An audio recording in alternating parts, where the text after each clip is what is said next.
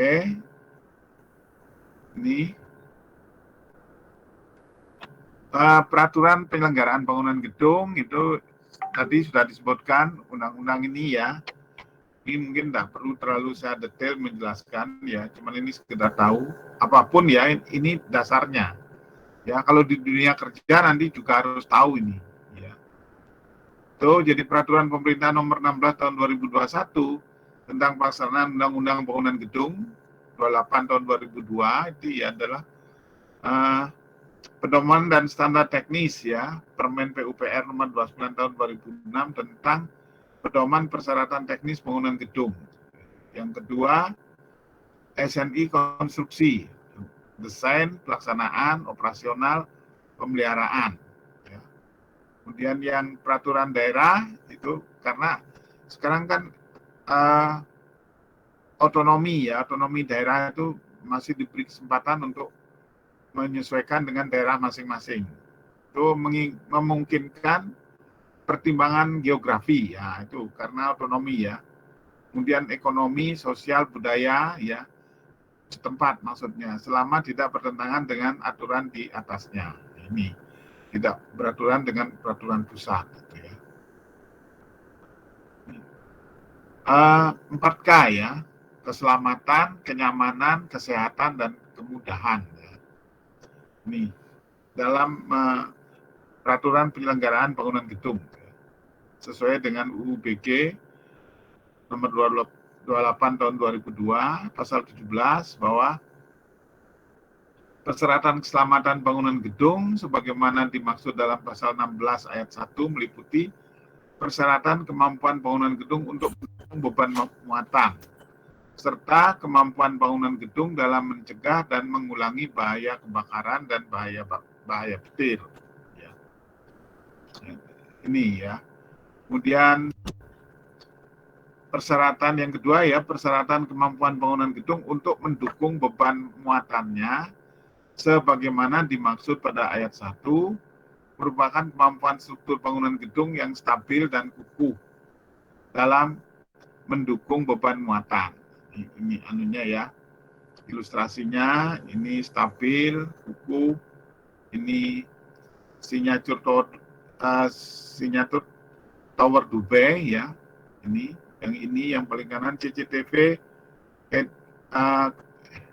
headquarter Cina ya. Itu contoh-contoh saja. Kemudian peraturan penyelenggaraan bangunan gedung pasal 18 ya, persyaratan kemampuan beban muatan hidup dan beban muatan mati ya. Ini menyangkut filosofi ya. Kenapa juga penting saya sampaikan ya.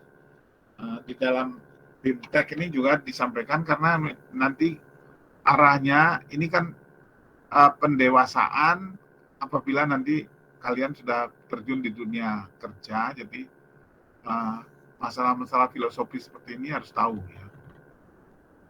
Dan beban muatan mati ya, serta untuk daerah atau zona tertentu kemampuan untuk mendukung beban muatan yang timbul akibat gempa bumi atau angin ya.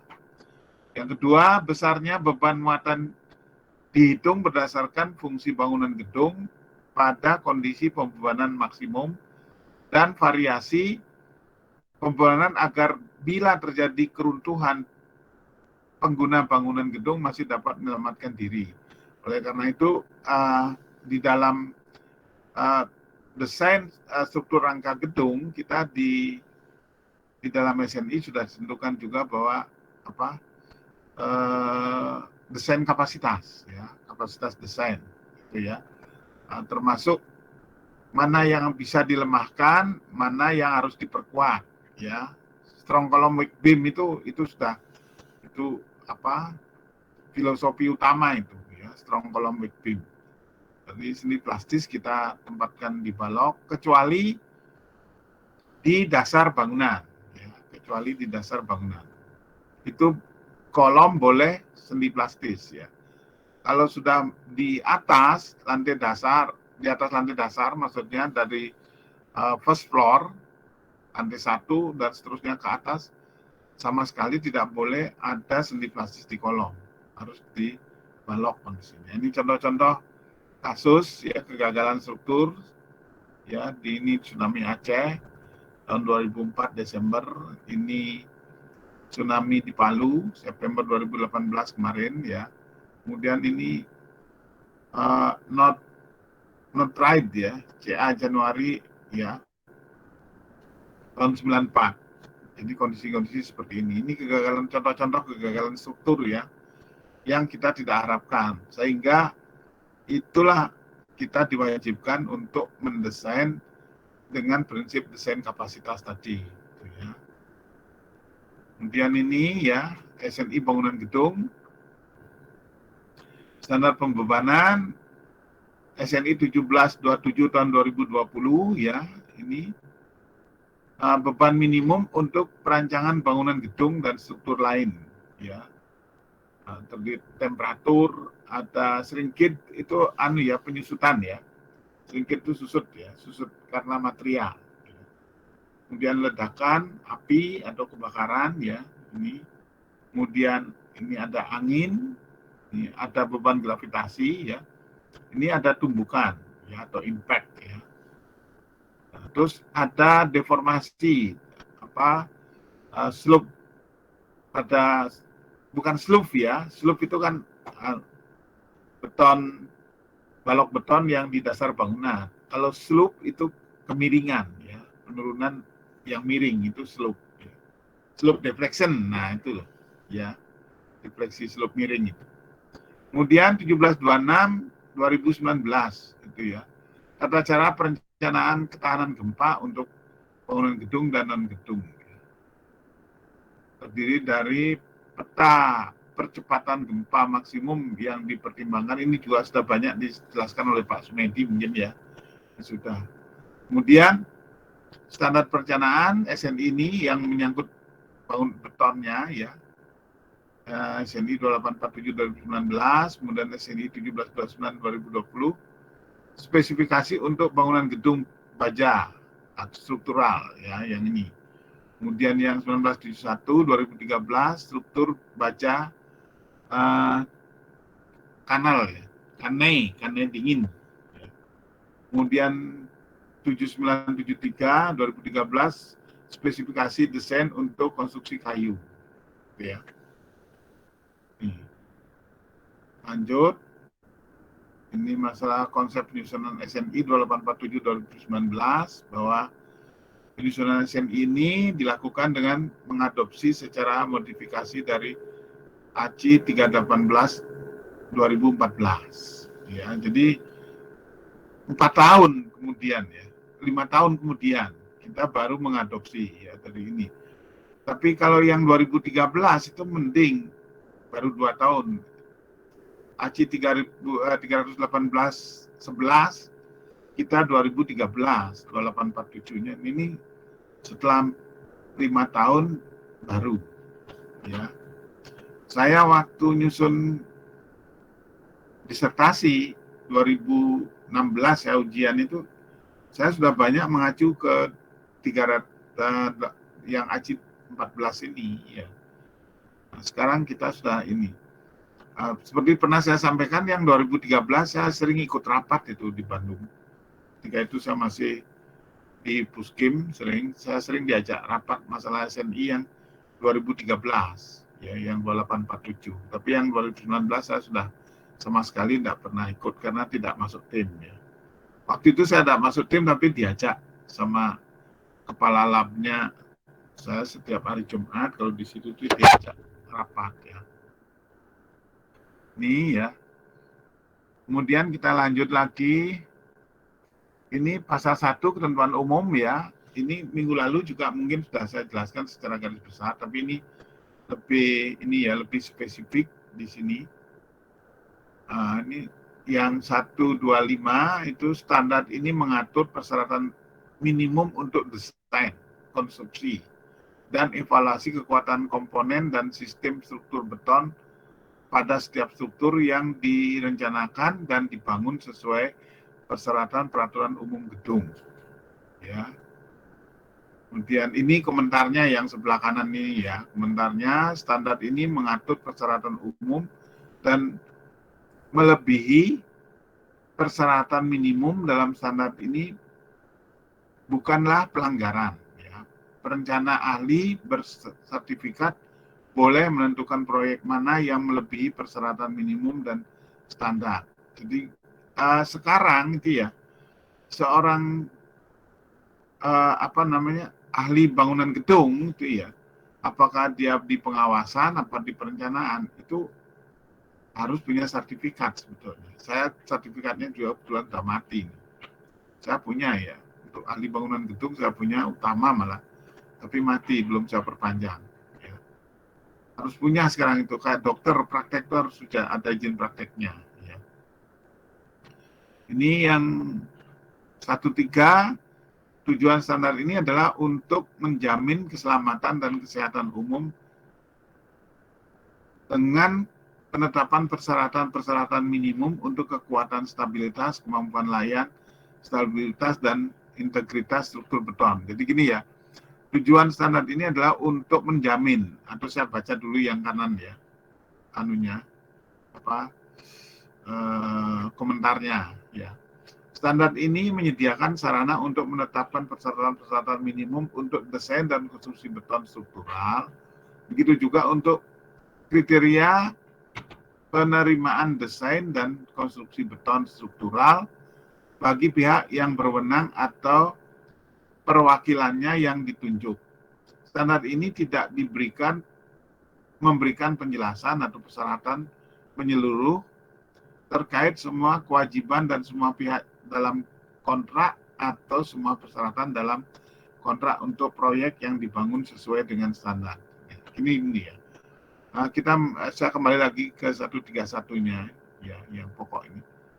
Persyaratan minimum untuk kekuatan, stabilitas, kemampuan layan, stabilitas, dan ini ada kesehatan, ya, kesehatan umum. Sekarang gini, dalam pelaksanaan struktur rangka gedung, ya, sekarang kita harus memenuhi kriteria persyaratan SMK 3 namanya. Ya, sistem manajemen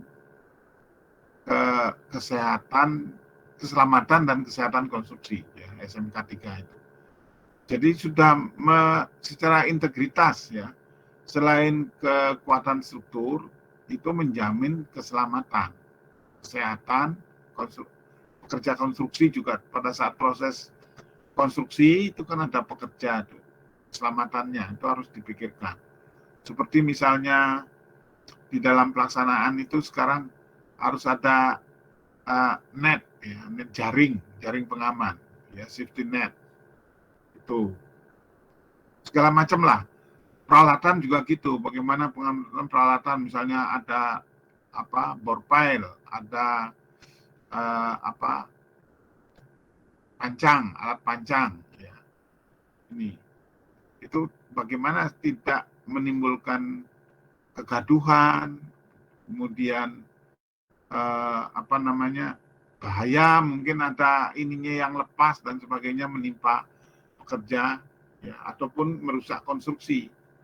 Itu sekarang sudah menjadi satu kesatuan integral ya, terintegrasi persyaratan itu. Dan kalau ini ya, kalau kontraktor ya, penyedia jasa kontraktor itu di dalam menawarkan itu sudah ada khusus item tentang penawaran SMK 3, berapa nilainya gitu, menyesuaikan perkiraan nanti tenaga kerjanya berapa, kemudian penyelamatan pengamanan konstruksinya berapa, gitu.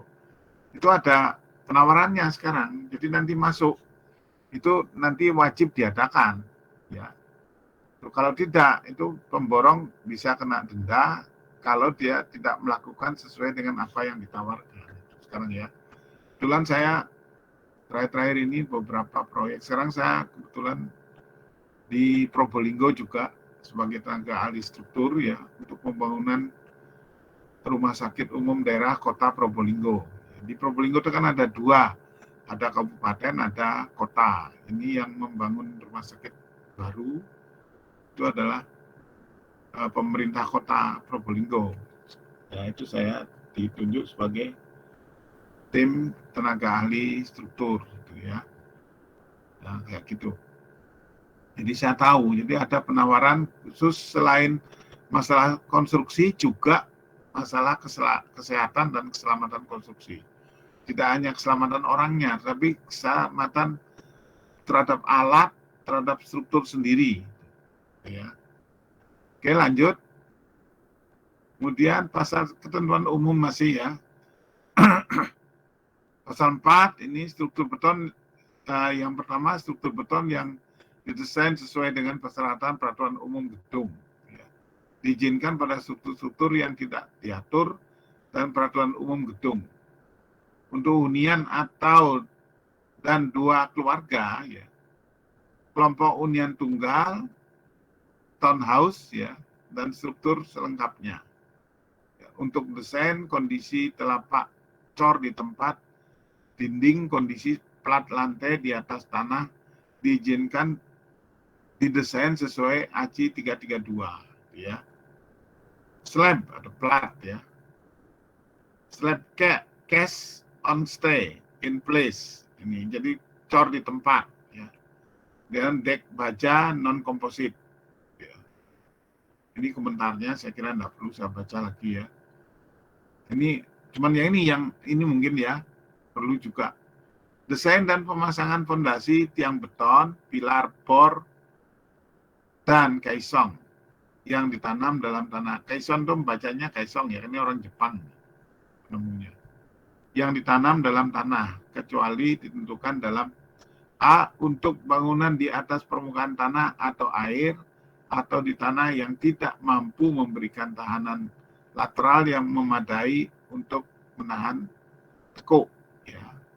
Untuk struktur sebagai KDSD-EF. Ya, ini kalau KDSD-EF ini jelas kategori desain seismik ini ya. Ini gempa yang cukup besar ini. Ya, kalau yang DEF itu. Terus desain plat di atas tanah kecuali plat disebut menyalurkan beban vertikal dan gaya lateral dari bagian struktur ke tanah. Ya. Yang penting lagi nanti di sini akan ada ini plat lantai sebagai diafragma pengaku. Nah, nanti mungkin ke depan mahasiswa kalau mau ada yang ngambil TA struktur ya bisa ngambil itu plat horizontal itu sebagai pengaku diafragma. Ya. Itu nanti bisa. Ini berikutnya ada penjelasan-penjelasan ya. Ini kenapa saya berikan itu pentingnya. Saya berharap nanti ke depan ada yang mengambil judul ini. Ya. 15 ini mungkin nanti bisa dibaca ya ini ya. Nih.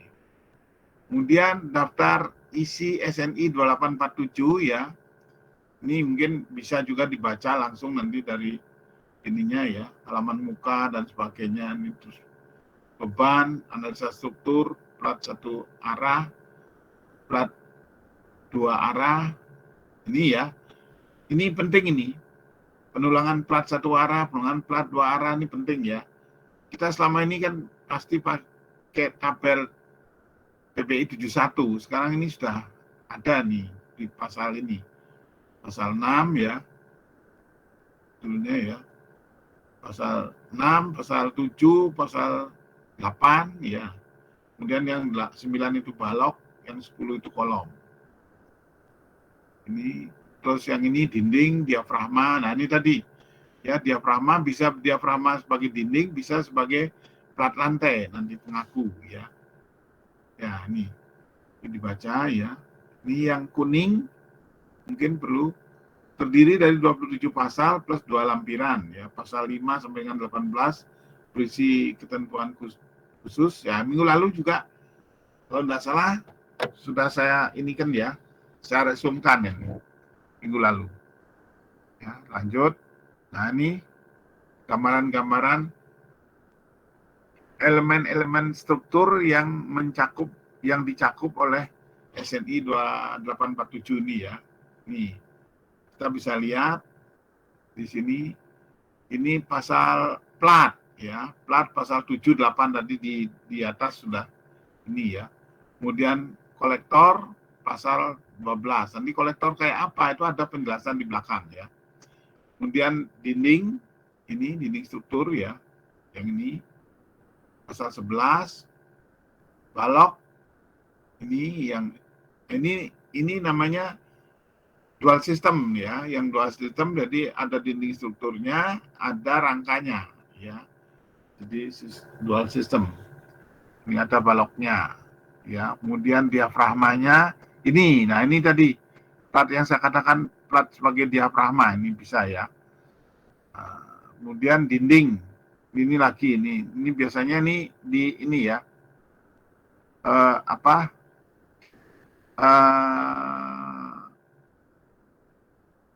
Yang di bawah tanah apa istilahnya? Di ground, bukan ground, underground itu apa ya? Kalau saya lupa ya. Tuh.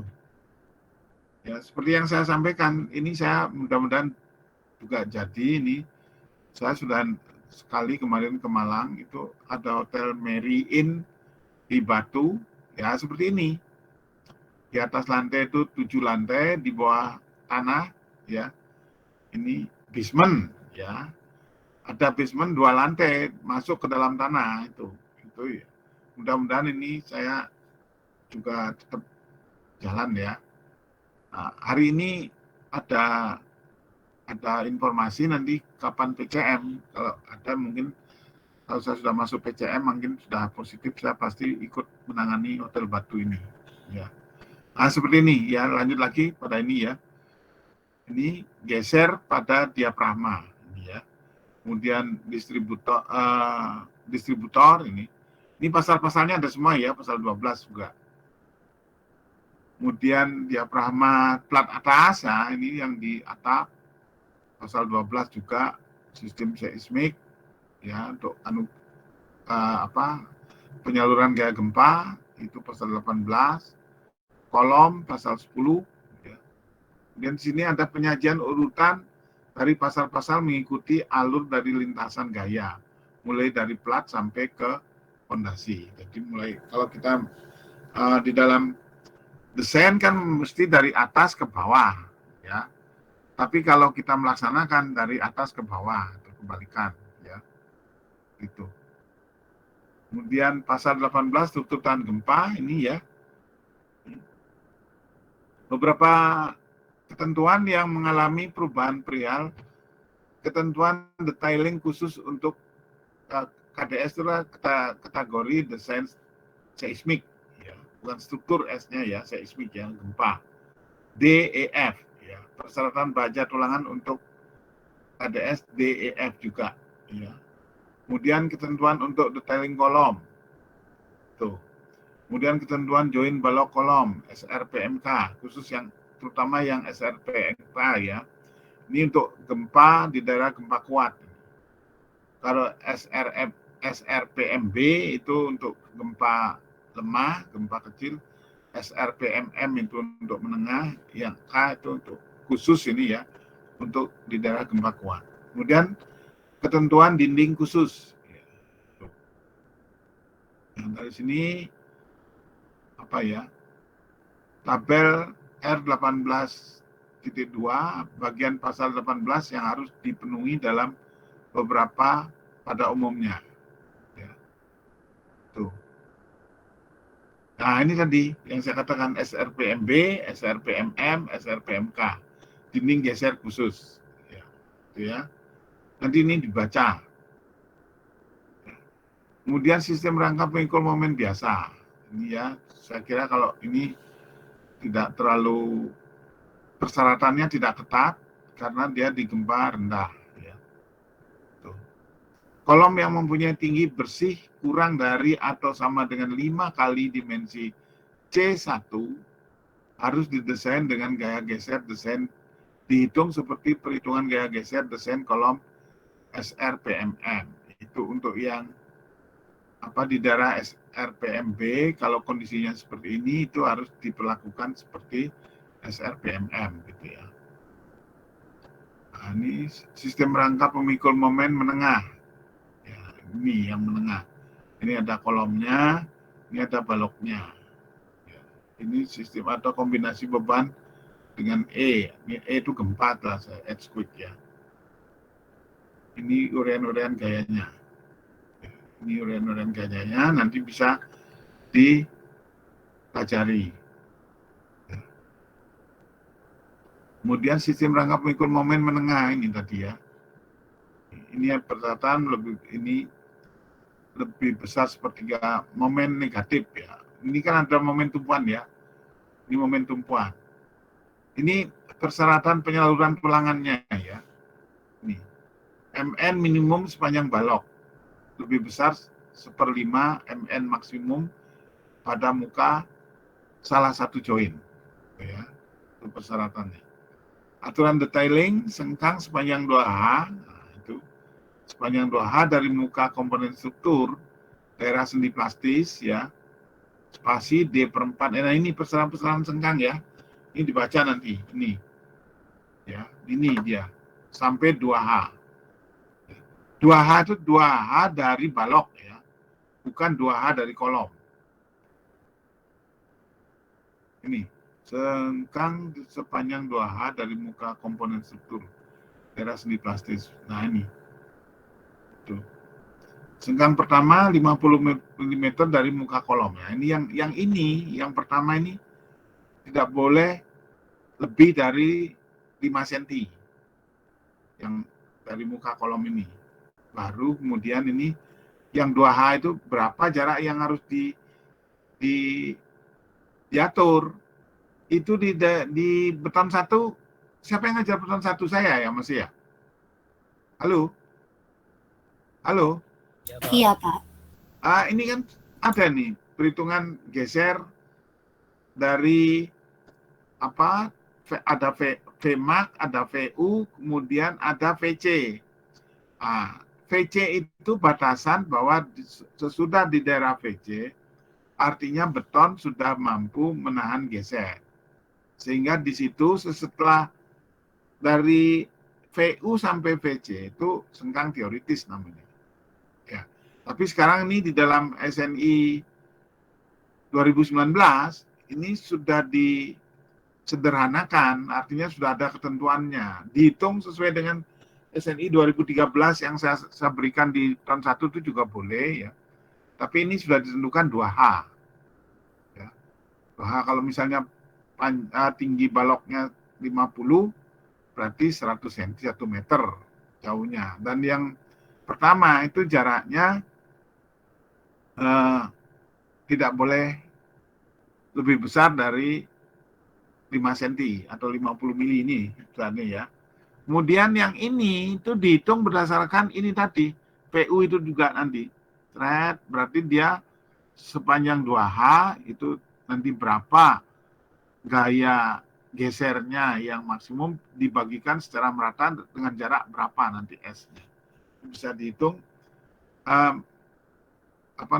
mengacu pada beton 1 yang saya sudah berikan itu. Ya. Seperti itu. Lanjut. Ini sistem rangka pemikul momen menengah untuk kolom ini ya. Ini ada L0, ini aturan detailing ya. Jarak spasi sengkang ya. Spasi sengkang S0 ya. Pada panjang L0 tidak melebihi yang terkecil dari. Nah ini 8 kali diameter tulangan longitudinal terkecil. Ya, misalnya tulangan ini, tulangan utama kolom ada misalnya beberapa jenis. Kadang gini ya. Ada ini konstruktor atau desain struktur ya. Desainer strukturnya itu menyesuaikan AS-nya supaya irit itu terdiri dari beberapa jenis diameter. Misalnya diameter 25 dan diameter 19 misalnya seperti itu. Ya. Itu jumlahnya, tapi AS-nya nanti memenuhi, diatur sedemikian rupa konfigurasi tulangannya sehingga tidak kacau gitu loh. Antara diameter 25 dengan 19-nya. Itu contoh ya tadi ya. Nah, ini yang 8 kali diameter tulangan longitudinal terkecil. Ya, misalnya tadi ada 25 dan 19, jadi 8 kali diameter 19 itu jaraknya. Ini yang harus kita nanti jarak yang terkecil dipakai ya. Kemudian 24 kali diameter batang tulangan bekel. Ya. Sengkangnya itu berapa diameternya? Kalikan 24, itu nanti berapa? Kemudian setengah kali dimensi penampang kolom terkecil. Nah, saya kira kalau kolom kan mesti dia prismatis ya, artinya tuh dari bawah sampai puncak sama. Ya, saya kira kalau misalnya yang di atasnya itu lebih kecil, apa itu ya? Yang misalnya ini lantai 3, ukurannya 50-50, di lantai 4, 40-40 itu misalnya. Berarti diameter dimensi penampang kolom terkecil mengikuti penampang kolom yang lebih kecil berarti. Itu yang seperti yang saya sebut tadi. Atau 300 mm. Nah, di antara ini yang terkecil kita ambil ya. Mana yang jarak terkecil paling rapat yang kita ambil. Ya. Kemudian panjang L0 tidak boleh kurang dari yang terbesar dari 1/6 bentang bersih kolom. L0 ini ya dari sini ke sini tidak boleh kurang 1/6 dari L0. Ada L tinggi kolom. Ya. Ini dari ini ya. Dari sini sampai sini. Ya. Dari 1/6 bentang bersih kolom. Kalau bentang bersih berarti dari sini. Dari apa? Dari bawah kolom atasnya sampai lantai bawahnya. Ya, itu bersih. Kemudian dimensi penampang maksimum kolom 405. Nah, ini ada ketentuannya.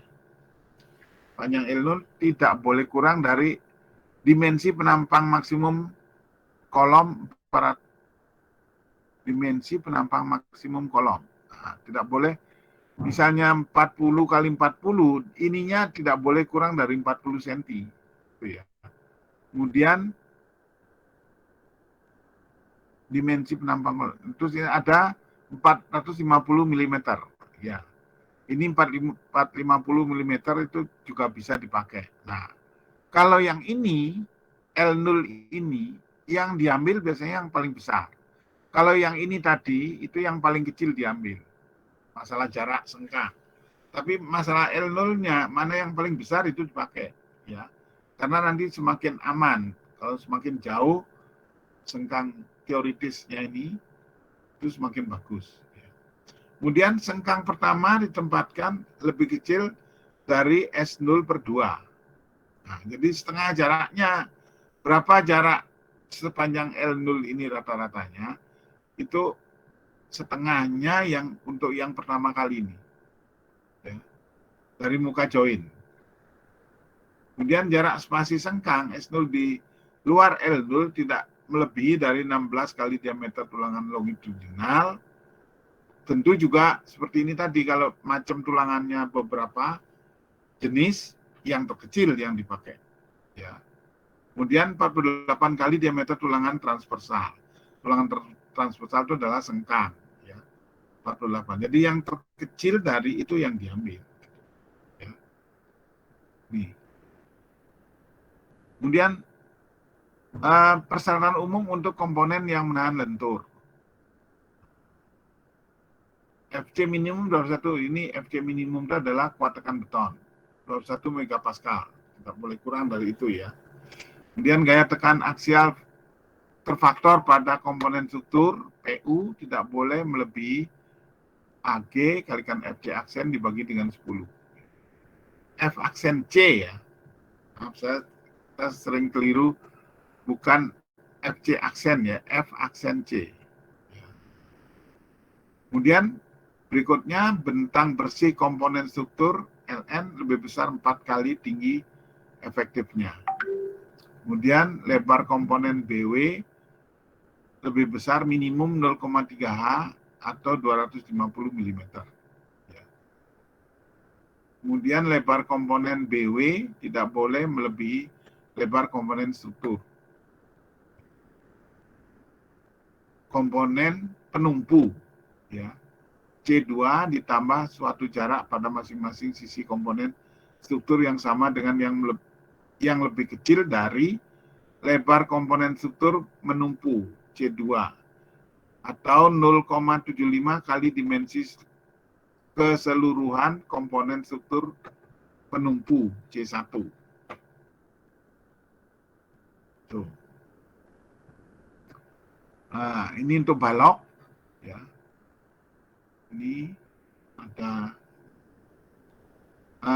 MN minimum sepanjang balok, ya, lebih besar 1/4 MN maksimum pada muka salah satu join.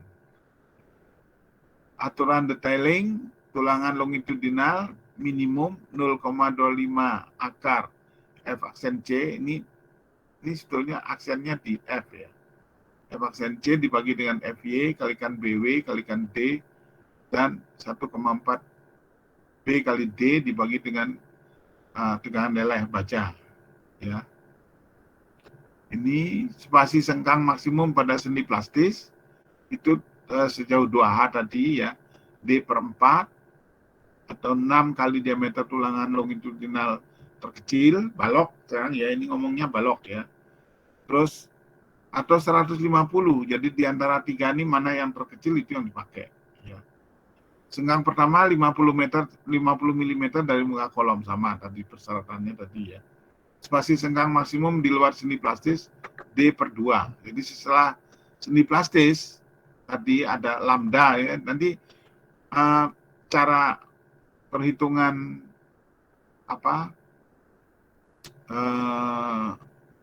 HBK nanti, ya, hubungan balok kolom atau join balok kolom, nanti contoh-contoh soalnya akan saya berikan, ya. Ini kita belajar review dulu, ya, review masalah aturannya, ya.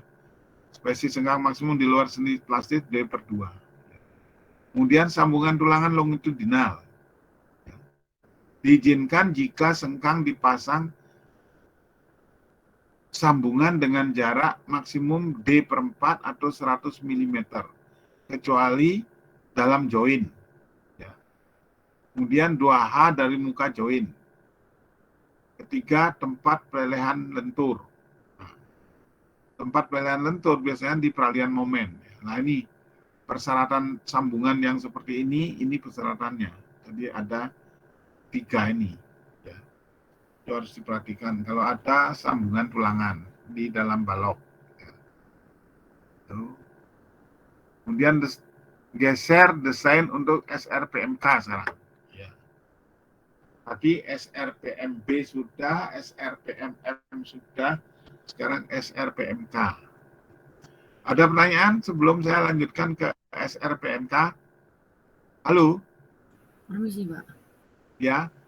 Saya izin Ya. bertanya, tapi tentang yang pembebanan di SNI 1727 itu, Pak. Ya. Untuk persyaratan beban angin itu kan ada 2, ya, Pak, ya. Sistem penahan gaya angin utama sama yang komponen cladding. Nah, untuk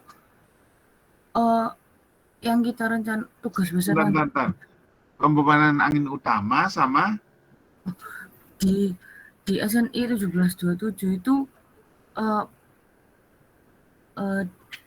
yang beban angin itu ada yang termasuk sistem penahan gaya angin utama sama ada yang komponen dan cladding.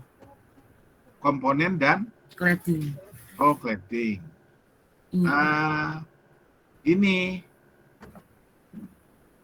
nanti yang komponen utama itu adalah struktur rangka gedungnya sebagai suatu sistem yang menahan gaya lateral, apakah itu angin, apakah itu gempa, ya. Nah, nanti pada saat komponen struktur kita hitung itu jangan sampai tertinggal, jadi kita limpahkan juga ke komponen struktur gitu loh, ya. Terus seberapa kita melimpahkan ke komponen struktur itu, ya itu tadi di SNI yang 1727 itu kamu baca persyaratan lebih detail, itu loh maksudnya, paham ya? Nggak paham, maksud saya yang di tugas besar ini itu kita pakai yang mana gitu? Gini, kalau sudah di utama kamu kerjakan ya, otomatis nanti dia di dalam kombinasi hasil ya, hasil dari kombinasinya, combo 1, combo 2, dan seterusnya itu, kalau sudah dapat yang maksimum, berarti sudah include itu, enggak apa-apa. Itu aja yang dimasukkan. Halo, Iya. yang di struktur ini aja, komponen utama aja yang dimasukkan. Nanti setelah di running, kan ada yang combo 1, ada combo 2, di running, combo 3, dan seterusnya ya. Di running semua, dari hasil itu, mana suatu struktur yang misalnya kolom, mana yang maksimum, baloknya di mana maksimum tiap lantai ya. Jangan yang maksimum di lantai atas diterapkan di bawahnya. Di lantai bawah itu berapa, baloknya di balok misalnya gitu ya. Balok atas itu berapa. Tuh. Kalau di setiap lantai cari yang maksimum, yang mana. Ya, tapi yang maksimum lantai yang lain tidak bisa digunakan untuk maksimum yang lantai lainnya. Jadi cari maksimum setiap lantai. Ya, untuk balok-baloknya. Ya. Untuk kolom juga gitu. Kolom nanti kan setiap lantai ada ini. Dari yang biasanya, misalnya lantainya banyak, dari misalnya lantai dasar sampai lantai keberapa, itu nanti ambil yang maksimum yang mana, terus lantai berikutnya berapa lantai lagi yang maksimum di mana, itu yang dipakai sebagai dasar. Ya, begitu ya. Maksud saya itu untuk mencari beban anginnya, Pak. Loh, mencari beban anginnya kan ada faktornya itu. Nah, di SNI 1727 itu di pasal 26 itu banyak kayak tergantung tipe gedungnya gitu loh, Pak. Ya, memang itu kan ada koefisien kan. Ya, ada koefisien. Misalnya kemiringan berapa gitu kan. Kalau angin itu ya. Enggak, Pak. 0, Kayak berapa, 0,4 atau 0, berapa alfanya itu. Itu ya. maksud saya ya, Pak ya. Sebentar ya. Bisa ada telepon ya. Ya. Halo, selamat pagi Pak Bagio. Ya, ya, enggak apa-apa, enggak apa-apa.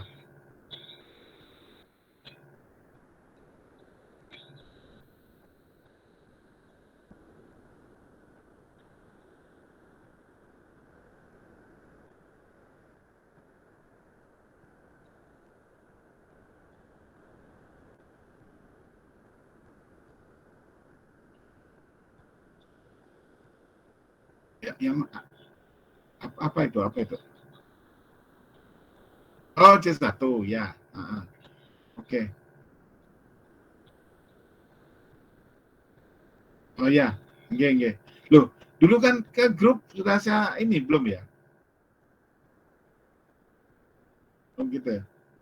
Ya udah. Nanti ini kan saya masih sedang ngajar ya, saya masih ngajar. Jadi nanti habis ngajar nanti tak share ya. Ya. Nggih. Nggih. Gitu ya. Nggih, sama-sama. Selamat pagi nggih, sama-sama ya.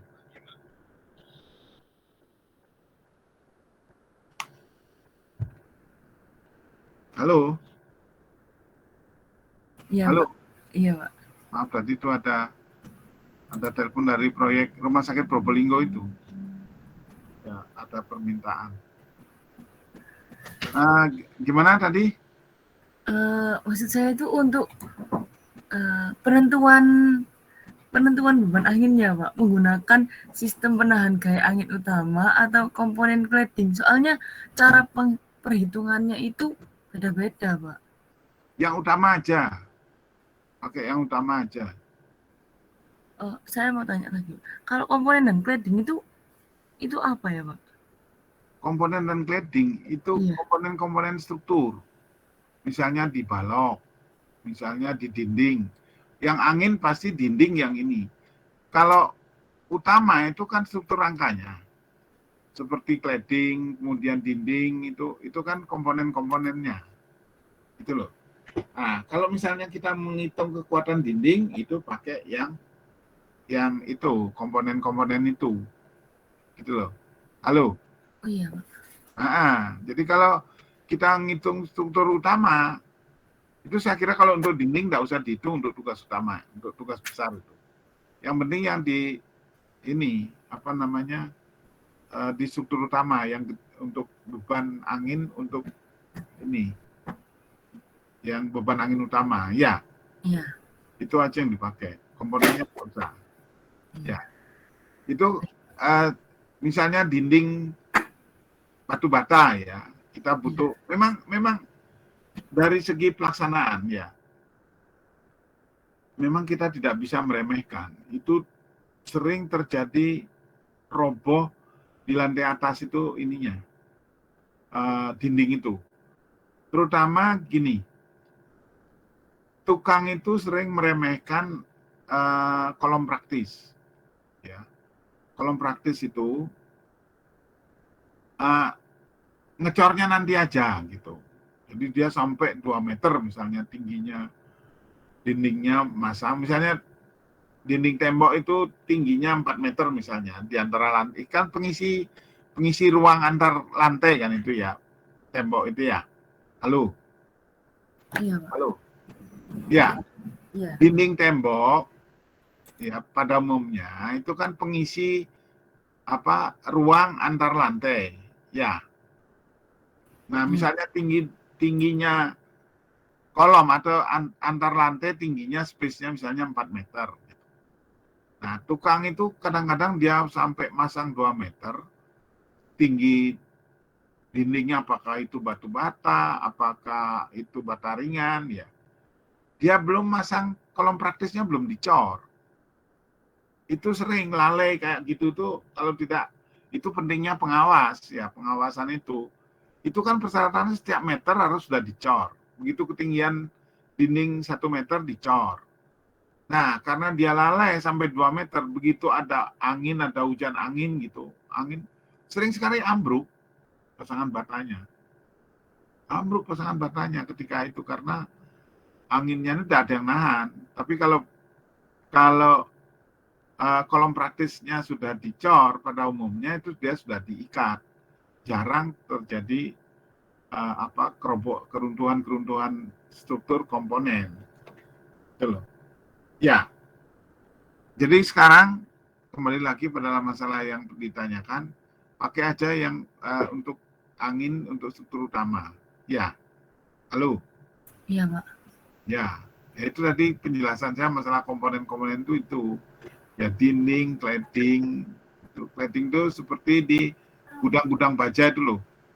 Gudang-gudang baja itu ada ada dinding ornamen-ornamen tambahan. Ya. Ya. Ya, itu. Dinding sering sekali kalau di gudang baja. Sudah dapat tugas gudang baja? Ya, sudah. Nah, kadang temboknya tidak penuh. Temboknya 1,20 m atau 1,5 atau 1 meter gitu ya. Selebihnya pakai ini dinding seng, dinding galvalup, apa aja lah yang dinding bukan dari dinding rata atau bata ringan gitu ya. Nah, itu kan rawan terhadap ini angin ya. Iya. Nah, itu namanya dinding cladding ya, gitu-gitu. Ya. Ya. Nah, sekarang yang utama aja yang dikerjakan ya. Ya. Pak, boleh tanya lagi saya? Silakan.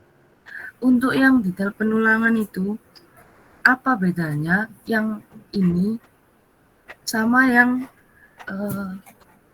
SNI 18424 yang 8 kali diameter itu, Pak?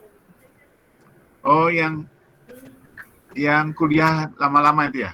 Enggak, ya sebelum ini kan Yang mana ini? spasi yang ini kan spasi sengkangnya kan D/4 terus minimal 6 kali diameter terus 150. Nah, yang sebelum ini, Pak.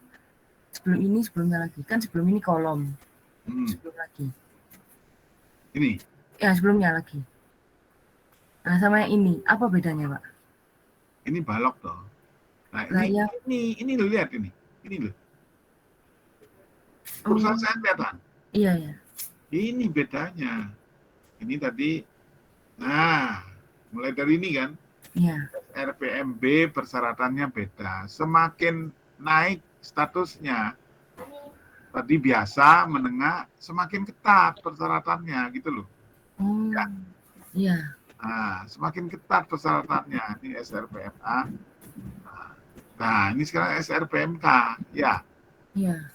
semakin detail persyaratannya kalau sudah masuk ke khusus, karena akan kita untuk mengantisipasi gempa besar. Ya, paham ya? Iya. Termasuk sambungan ini diatur karena ini SRPMK. Ya, Iya. paham ya? Paham. Itu yang membedakan. Ini loh, lihat judulnya. Ya. Berarti yang momen menengah tadi itu untuk kayak rumah-rumah biasa gitu, Pak? Bukan, oh gitu kamu Benar. persepsi lagi. Tidak ada hubungannya dengan rumah biasa. Terus perhitungannya kayak Sona, lupa atau Sona? oh, zona gempa. Iya, ya, Pak. 1726, itu zona Iya, iya. gempa. Iya, iya. Kita, jadi gini ya, 1726 sama 2847 itu kan sangat bersinergi. Iya. Ya, Iya. kalau yang 1726 itu mengatur Gempa. zona gempa, sama ini perhitungan bagaimana mengaplikasikan gaya gempa pada gedung. Ya, atau bangunan lain. Kan gitu, persyaratannya itu bangunan gedung dan bangunan lainnya kan gitu toh. Ya. Bagaimana persyaratan penyaluran beban gempa. Ya, termasuk tanah dasar itu yang paling menentukan tanah dasarnya. Karena kita menghitung V. Paham ya? Iya. Menghitung gempa dasar V. Ya, statik ekivalen itu. Masih ingat ya? Kan ada rumusnya itu. Ya, WT kali apa dibagi dengan R tuh, ya. Iya, Pak. Ya, C kali apa. C itu kan faktor ini. Apa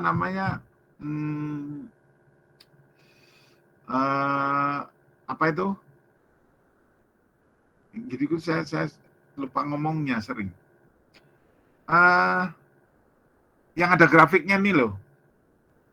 Apa namanya? Koefisien apa itu? Namanya? Yang sesuai dengan situs. Itu loh, situs gempanya. Ya. Halo? Iya, Pak.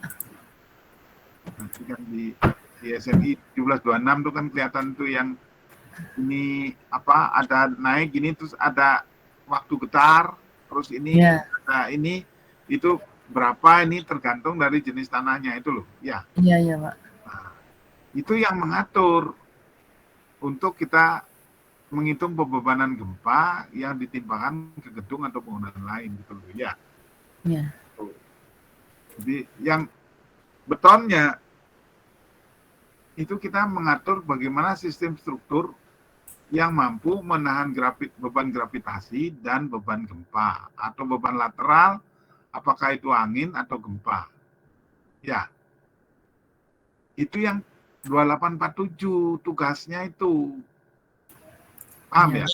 Paham. Nah, ya, itu ini. Karena adanya gempa, sehingga ini struktur ini bagaimana kita mengantisipasi gempanya, sehingga ada aturan-aturan desain. Ya, kita merencanakan suatu struktur gedung, kita ngomongnya gedung aja karena ini kita kan di gedung ya. Itu bagaimana mengantisipasi gempa yang akan menimpa gedung gitu loh. Ya. Di antaranya ini tadi ini. Ya. Halo. Iya, Pak. Selain juga beban gravitasi, itu jangan lupa. Justru yang permanen itu kan gravitasi. Gempa itu kan sifatnya sementara, angin sifatnya sementara. Yang permanen itu kan beban hidup, beban mati itu kan gravitasi. Ya, no? Iya, Pak. Nah, itu filosofi dasar itu. Jangan sampai kamu ini. Jangan berpikir tadi rumah, gedung tinggi, bukan itu hubungannya. Ya. Iya, Pak. Nah, zona gempa. Kita SRPMB, SRPMM, SRPMK itu hubungannya dengan zona gempa. Ya. Iya, Pak. Oke ya. Iya. Lanjut ya. Kalau gini sudah bisa lanjut ya. Iya, paham Pak. Terima kasih, Pak. Yo. Sekarang geser desain untuk SRPMK. Ini ya. Ini nanti ini ya. Ini adalah untuk gesernya ya. Ini gesernya, ini lenturnya ya. Ini di button 1 secara garis besar sudah saya berikan juga. Cuman sekarang kalau sudah menyangkut gempa itu kompleks. Ini lihat ini. PE itu adalah MPR1 ditambah MPR2 ya. Dibagi dengan bentang bersih ya, plus minus WU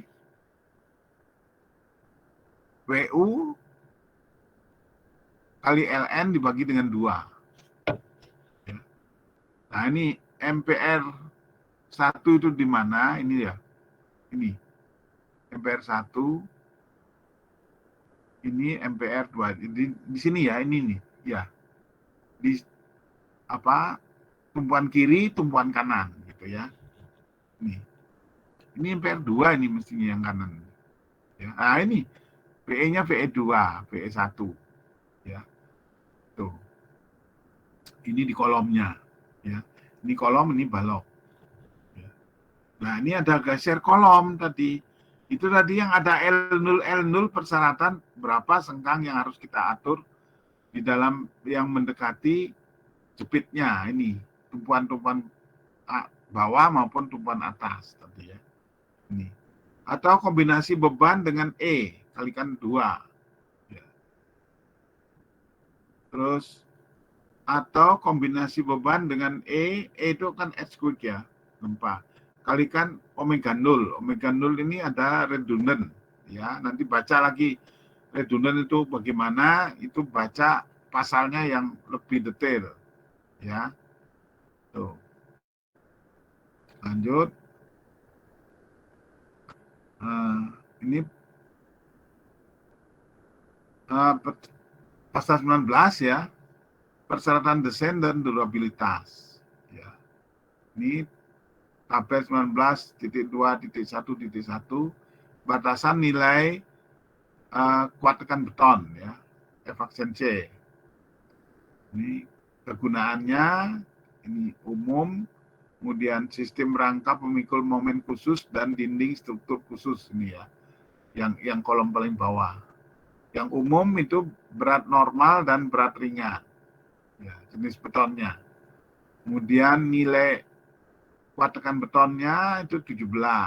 Ya, 17 itu berarti K200 kira-kira ya. Nah, tidak ada batasan karena ini menggunakan beton ringan ya. Ini jelas kalau kita ke tahan gempa, ini sebetulnya kurang representatif kalau yang ini. Yang ini mestinya ya. Kemudian berat normal, jadi FC aksennya itu F aksen C-nya 21 ya. Tidak ada batasan. Nah, ini yang berat ringan ini yang FC aksennya juga minimum 21 ya. Kalau misalnya dibutuhkan lagi malah lebih tinggi dari 21. Itu minimum 21-nya ya.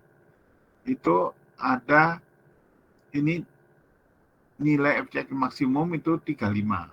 Ya, nah ini tadi antara 21 sampai 35. Ini ada catatan satu itu, batasan diizinkan untuk dilewati bila bukti hasil eksperimental dari elemen struktur yang terbuat dari beton ringan menunjukkan kekuatan dan keteguhan ya, yang sama atau melebihi dari elemen yang dibuat dengan menggunakan beton normal dengan kekuatan yang sama ya.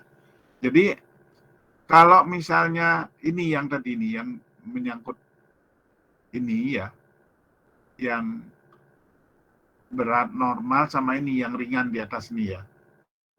Ini batasan diizinkan dilewati bila bukti hasil jadi ini melalui pembuktian laboratorium benda uji. Kan sebelum kita melakukan ini ada job mix-nya, ya ada mix desainnya. Itu dicoba diuji harus dibuktikan dengan itu. Kalau sudah terbukti bisa memenuhi, berarti bisa dipakai. Jadi seperti itu. Pasal 20 properti baca tulangan. Nah, ini baca tulangan, ini menganut ASTM, ini dibaca ya semua ya, nanti ASTM-nya. Ini punya ASTM. Halo. Halo. Halo. Halo. Iya, Pak. ASTM punya ya, kalau nggak punya ya browsing. Iya, Pak. Ini. Ya. Tapi sekarang banyak yang minta berbayar ya, saya sering browsing sekarang banyak. Apa karena laptop saya ya? Biasanya dulu ingat saya kalau buka itu banyak yang gratis. Sekarang kok minta bayaran semua itu. Ya. Kalian juga gitu, ada yang gitu. Ada yang bisa gratis. Kadang ada yang gratis, kadang ada yang bayar, Pak. Nah ya itu, makanya saya tuh kok sering keluar mesti terus situsnya ini bayar. Waduh. Ya, jadi nih. Karena ini materinya kan banyak ya. Ini nanti termasuk sampai, nah detail-detailnya nih loh.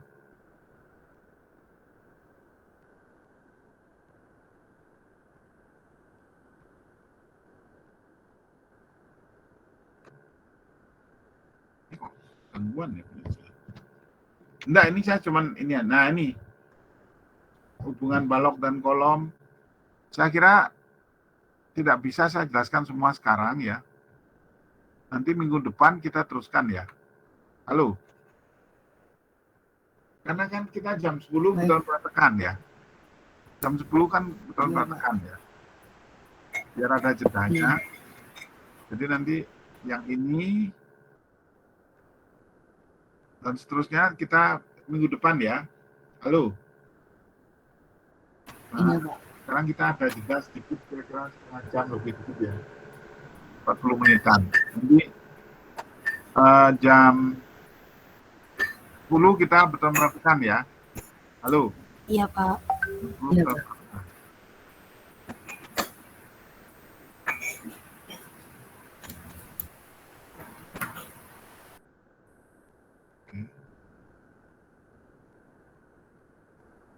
Saya kira sampai di sini dulu, nanti kita lanjutkan minggu depan ya.